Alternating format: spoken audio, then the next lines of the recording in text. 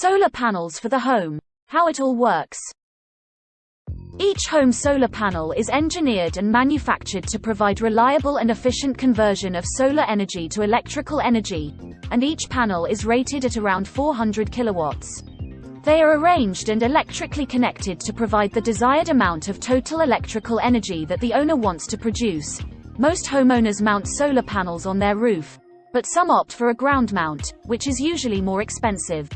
Within each solar cell on a panel is a thin semiconductor wafer made from 2 layers of silicon.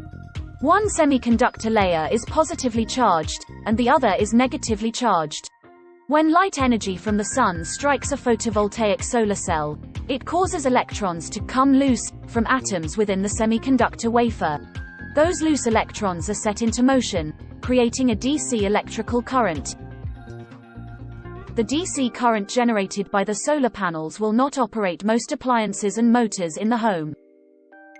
So the system uses an inverter that converts it to AC current, which powers everything in the home. Before solar power gets to the home, it goes through a net meter, which is installed by the utility. It manages and accounts for any excess power sent to the utility during peak daylight solar energy production. It also accounts for the power drawn from the utility during low solar production times, such as nighttime or on cloudy days.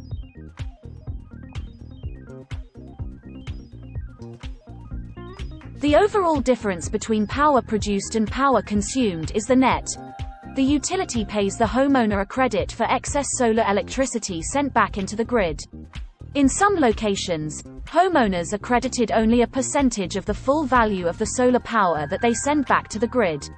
The amount credited to the homeowner is determined by the local utility rate schedule.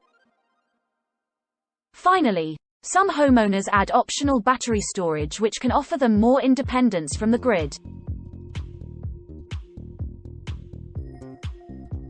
Battery storage adds to installation costs, but can be justified in cases of very high electric rates, unreliable grid production, or for total grid independence.